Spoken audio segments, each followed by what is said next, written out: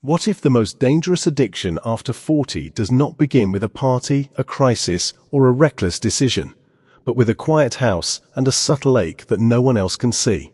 Chronic pain and opioid use after midlife is not only a medical issue, it is an emotional crossroads where biology, identity, and vulnerability intersect in ways that can quietly reshape a life.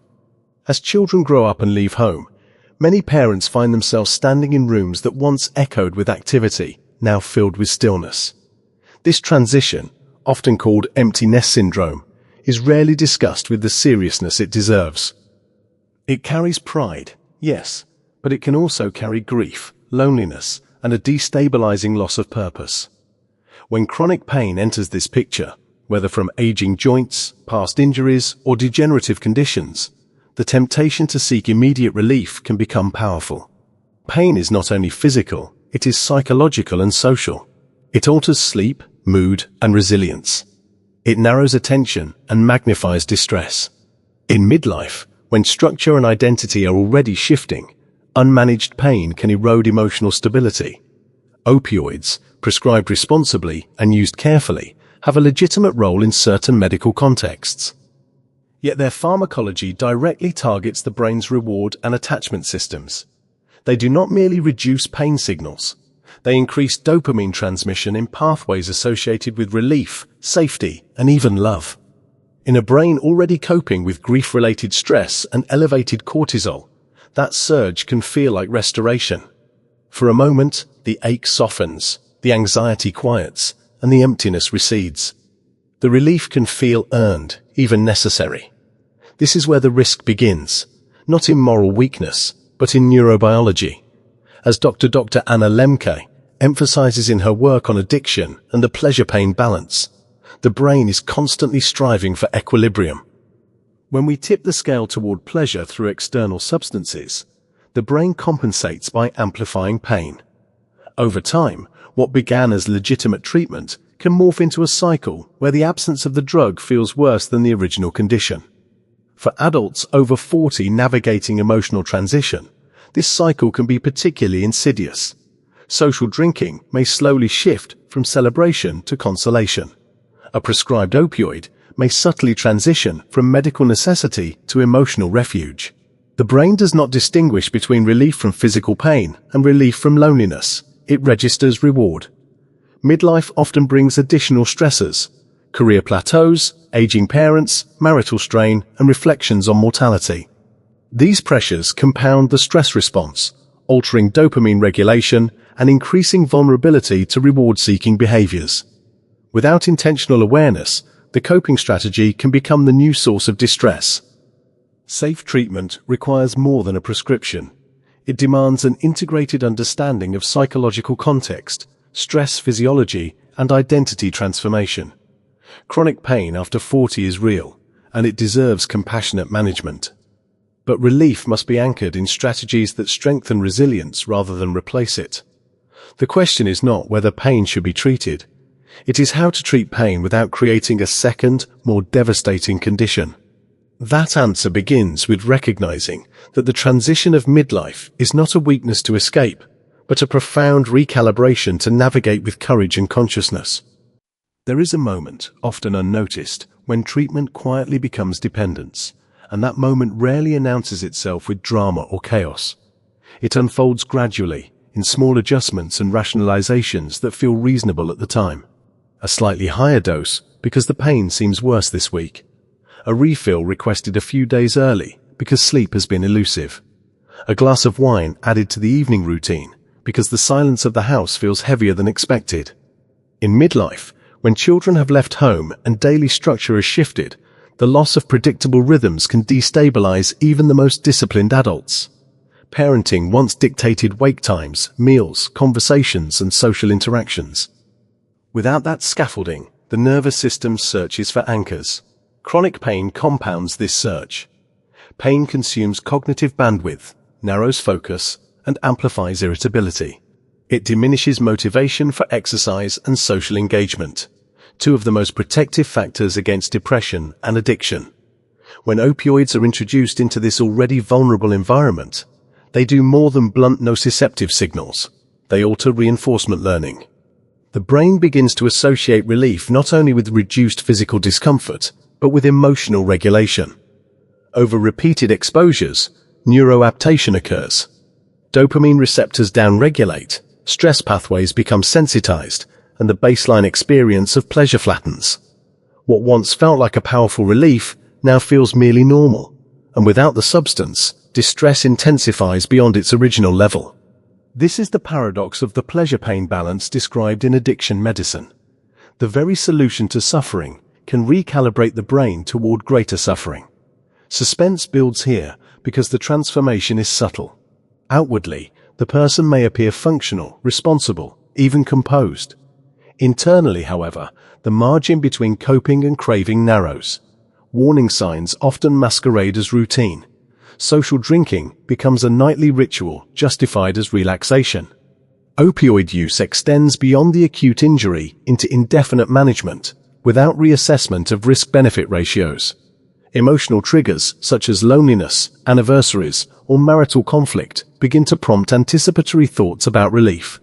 The substance shifts from optional to necessary. In clinical settings, this progression is sometimes labeled misuse, but that term can obscure the deeper dynamic. The brain has learned that survival is linked to the drug. Adults over 40 may be particularly susceptible because they often carry a strong identity of competence and self-reliance. Admitting vulnerability can feel like failure. As a result, early warning signs are minimized or hidden. Meanwhile, grief-related stress continues to influence neurochemistry. Elevated cortisol disrupts sleep architecture and impairs executive function, weakening impulse control. Reduced dopamine tone contributes to anhedonia, making natural rewards like hobbies or friendships feel muted. In this neurobiological context, opioids and alcohol regain their appeal. The suspense lies in the realization that addiction rarely begins with reckless intent. It begins with relief. It begins with the understandable desire to feel steady again. And yet, as tolerance builds and dependence tightens, the individual may sense a growing unease, a quiet recognition that something has shifted. The medication once taken for pain now occupies mental space throughout the day. The evening drink feels less like choice and more like obligation. Relationships subtly reorganize around the substance. This is the critical inflection point. It is the moment when awareness can either intervene or retreat. The risk is not simply physiological, it is existential. The question becomes whether relief will continue to be outsourced to a chemical agent, or whether deeper restructuring of life, identity, and coping mechanisms will occur before the balance tips beyond control. The turning point does not arrive as a dramatic collapse. It arrives as clarity, a sober recognition that pain management must serve life rather than replace it. Chronic pain after 40 is not a personal failure, and neither is the emotional turbulence of an empty nest. These are developmental realities, neurobiological shifts intertwined with identity evolution. The solution is not abstinence from treatment, but intentional, structured, and multidimensional care. Safe treatment begins with an honest reassessment of goals.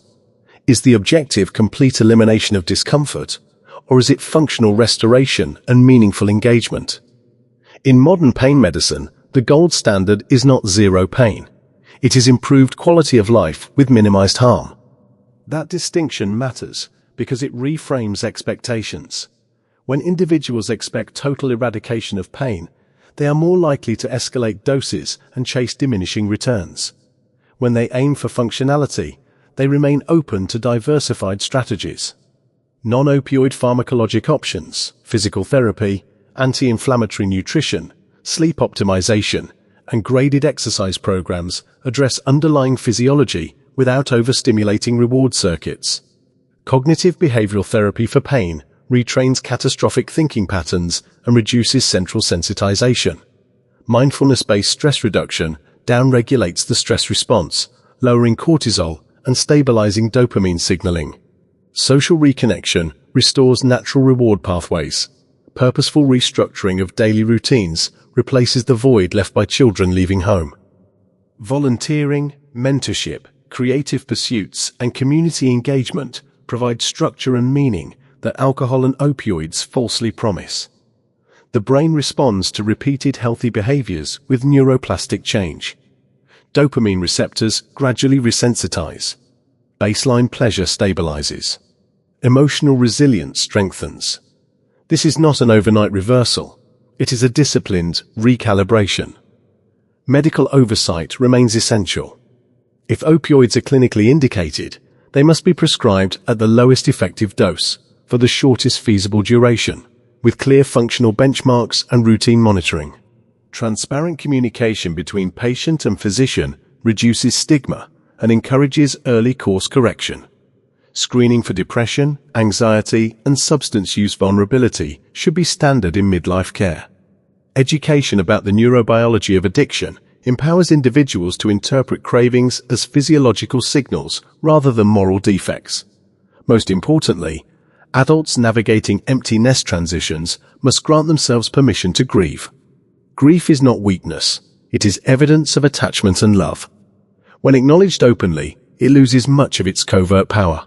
When suppressed, it seeks expression through compensatory behaviors.